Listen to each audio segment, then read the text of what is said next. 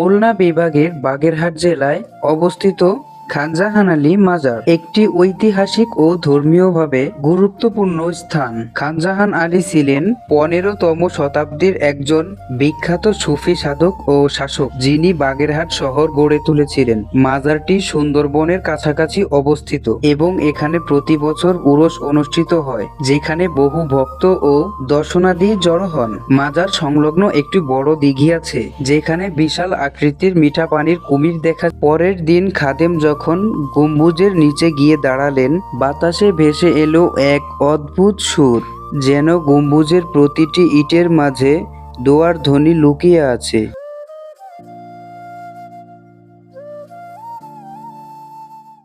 আসসালামু আলাইকুম, আপনারা সবাই কেমন আছেন? আমি Sheikh Rakib and welcome to my new blog.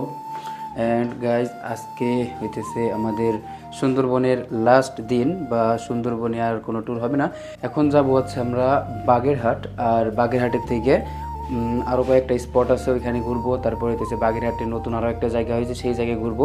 তারপর হইতেছে দেন আমরা যাব খুলনা জাদুঘরে, তারপরে যাব আমরা ডিরেক্ট বাসায়। এই যে সব কিছু ব্যাগ রেডি, তো রুমটা এখন ছেড়ে দিব। আর তারপরে যা কিছু বাইরে যা কিছু খাবো, খাইতে তারপরে দেন একেবারে শুরু করব জার্নি। তো চলেন, লেটস গো, যাওয়া যাক। তো যাই হোক, অবশেষে হোটেলটা ছেড়ে দিয়ে আইসে খাওয়া দাওয়া করলাম। খাওয়া দাওয়া করার পরে এখন যাবো হতেছে আপনার ডিরেক্ট আপনার বাগেরহাট। তো বাগেরহাটে যাই, ওই জায়গায় কয়েকটা স্পট আছে, ওইখানে ঘোরাফেরা করবো। তারপরে হইতেছে আমরা ডিরেক্ট ওইখান থেকে জাদুঘরে যাব, খুলনা জাদুঘরে। বুঝছে? চলেন, আমাদের সিএনজি পেয়ে গেছি। তো এক কাকু বলছিল যে সে ধরাই দিবে আমাকে, মানে ওই জায়গার লোক, তো তার কারণে তাদের 10 টাকা দেওয়ার কথা। ভাড়া কত বলে দেন আমারে? আচ্ছা, খুলনার সেই মনোরম দৃশ্য। তো আমরা এখন যাইতেছি হচ্ছে রামপাল খেওয়াঘাটে। তো ওইখান থেকে চলে যাবো আমরা বাগেরহাট। তো ভাই, এই জায়গায় এত সুন্দর দৃশ্য। এখন হইতেছে আপনার শীতের শেষ সময়, আর এখানে এখনো এত পরিমাণে পানি। এখানে কি মানে রাস্তা লেভেল পানি হয়ে যায় নাকি? হ্যাঁ, এটা বর্ষার সময় রাস্তা। খুলনা শহরে আজকে আমাদের লাস্ট দিন, আর আজকে যাব হচ্ছে আমরা বাগেরহাটে। খুলনা শহরে যদি কেউ ঘুরতে আসতে চান, তাহলে আমি অবশ্যই সাজেস্ট করব খানজাহান আলীর মাজার, 1 গম্বুজ আর 60 গম্বুজ, এই জায়গাগুলো ভিজিট করার জন্য। কেননা খুলনার কিছু প্রাচীন ঐতিহ্যবাহী জিনিস এখানে গেলে আপনারা দেখতে পাবেন। আরো কিছু অবিশ্বাস্য জিনিস এই শহরে আছে, যেমন ধরেন আমি এখন যেই গ্রাম দিয়ে খুলনার বাগেরহাটের উদ্দেশ্যে যাচ্ছি, গ্রামের নামটা সঠিক আমার খেয়াল নেই, তবে এই গ্রামে আছে কিছু এরকম কাহিনী যেগুলো শুনলেও বিশ্বাস হয় না। চারিদিক দিয়ে আপনারা আশেপাশে যত পানি দেখতে পাচ্ছেন, সব হচ্ছে এখানের হালকা নোনা পানি, আর এই নোনা হওয়ার কারণে এটা রান্না করার জন্য উপযোগী নয়। তবে এই গ্রামেই প্রায় 150 থেকে 200 বছর আগের একটা পুকুর আছে, যেই পুকুরের পানি নাকি সাধারণ টিউবওয়েলের থেকেও অনেকটাই পিওর, যেখানে পুরো শহরের পানি হচ্ছে নোনা পানি। আর ওই শহরেরই একটা গ্রামের একটা পুকুরের পানি সাধারণ টিউবওয়েলের থেকেও অনেকটাই পিওর, আর ওই পুকুরে নাকি কোনো সময় পানি একেবারে শুকিয়ে যায় না।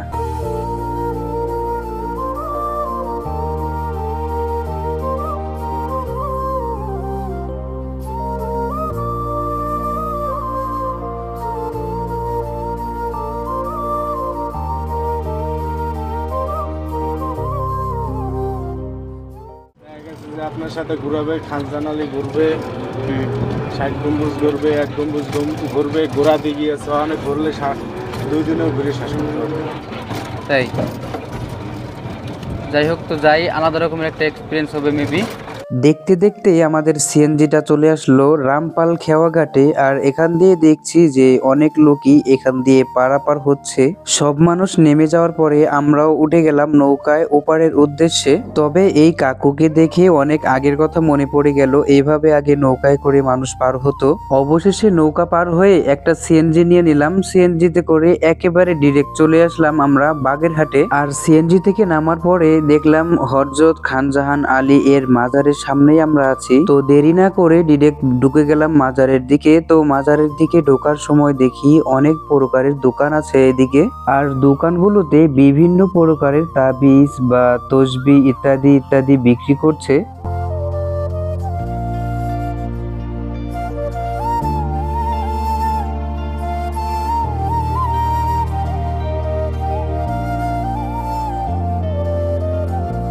আর তারপরে আমরা অবশেষে মাজারের ভিতরের দিকে প্রবেশ করতে লাগলাম। আর সামনের দিকে হচ্ছে রাস্তা, ওই দিকে সব মানুষ আছে, তো আমরা ওই দিকে যাব।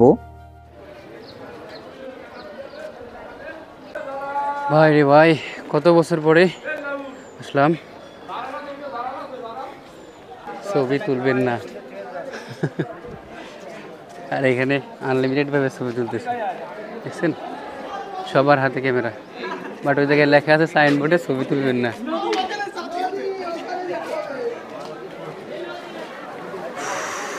এই হইতেছে সেই মাজার। আর এইখানে গোসল করছিলাম। ঘাট 2টা না 3টা, এই ঘাটে গোসল করছিলাম।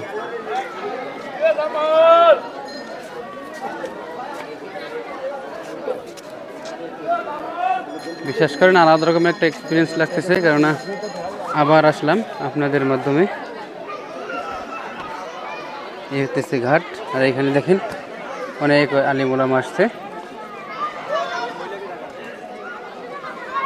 যাক, এখন একটু শান্ত লাগতেছে, পরিবেশটা ভালো লাগতেছে। আমি একটু মুখ দিয়ে নিই। আমার মানে প্রায় 2 ঘন্টা আমি শুধুমাত্র সিএনজির ভিতরে ছিলাম, তো এই কারণে একটু খারাপ লাগতেছে। একটু মুখটা ধুয়ে নিই, দাঁড়ান।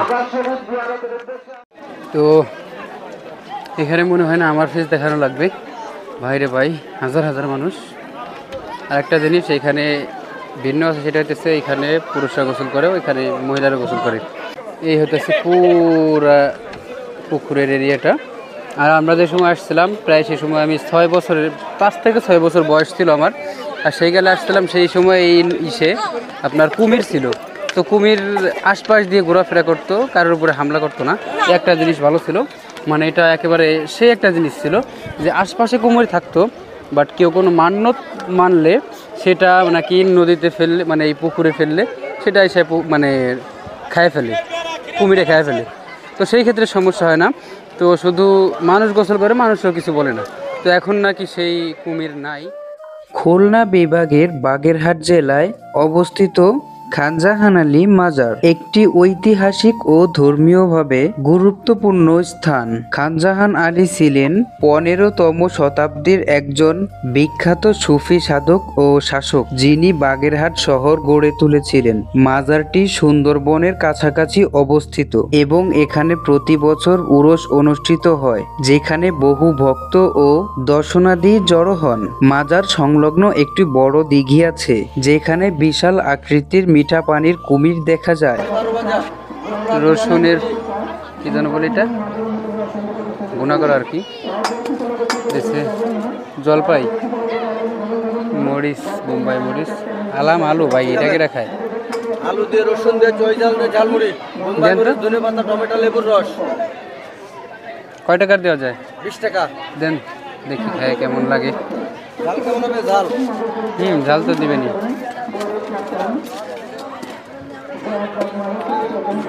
বোম্বাই মরিচ হবে? দেন অল্প করে ধনেপাতা দেন, যেগুলো আছে আইটেম সবগুলা দিয়ে দেন, দেখি কেমন লাগে। 12 ভাজা, ঝালমুড়ি, চানাচুর, বাদাম গোড়, আমরা, পেয়ারা, খিরে, আলু, রসুন, জলপাই, কাঁচা ছোলা, রান্না ছোলা, বোম্বাই মরিচ, ধনেপাতা, টমেটো, লেবুর রস দিয়ে, ঝালমুড়ি, আলু দিয়ে, রসুন দিয়ে, চৈঝাল দিয়ে, জলপাই দিয়ে। ঝালমুড়ি। খানজাহান আলী মাজারের পাশেই আছে এক গম্বুজ, কিন্তু খুব কম মানুষই জানে এই এক গম্বুজের রহস্য।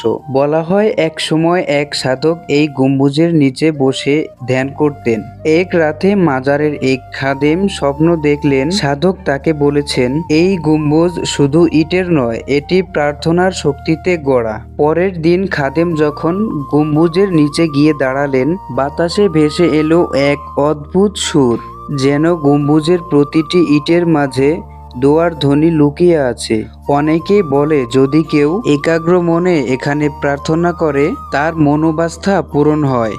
আজও সন্ধ্যা হলে গম্বুজের নিচে কিছু মানুষ চুপচাপ বসে থাকে আর মনে মনে কিছু চায়, আর গম্বুজ নীরবে তাদের কথা শোনে। ঘটনাটি কতটুকু সত্য জানি না, তবে যা শুনতে পারলাম তাই জানালাম। একটা গেট, আর সামনের দিকে মিনার।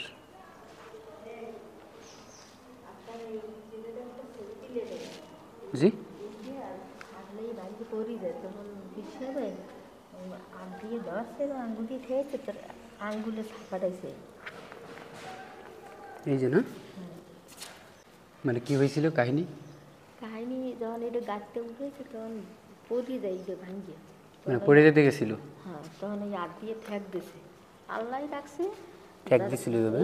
এই বুড়ো আঙ্গুলের ছাপাটাই নেই। এই যে কার বুড়ো আঙ্গুলের ছাপাটা? পীর সাহেবের। থাকবে এর মধ্যে সর্ষে তেল দিয়ে যে রোগের ন্যায় করে যে জায়গায় লাগাইবে সেই রোগটা কমবে যে আল্লাহর ইচ্ছে। আলহামদুলিল্লাহ। এই যে মনে হয় সরিষার তেল না হ্যাঁ পড়ছে? হ্যাঁ নিচে পড়ছে।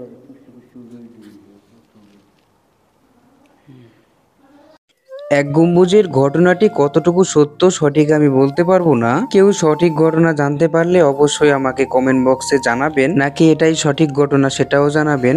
আমাদের কালকের সফর হচ্ছে 7 গম্বুজ টু খুলনা মিউজিয়াম। ইনশাআল্লাহ আমার মনে হয় খুবই মজা হবে সামনের এপিসোডে। তো যারা যারা দেখতে আগ্রহী অবশ্যই চ্যানেলটাকে সাবস্ক্রাইব করে পাশে থাকা বেল নোটিফিকেশন অন করে দিবেন। আর কমেন্ট বক্সে অবশ্যই 7 গম্বুজ টু খুলনা মিউজিয়াম এটা লিখে দিবেন। তো দেখা হচ্ছে খুবই তাড়াতাড়ি। আজকের মতো এই পর্যন্তই, সবাই ভালো থাকবেন।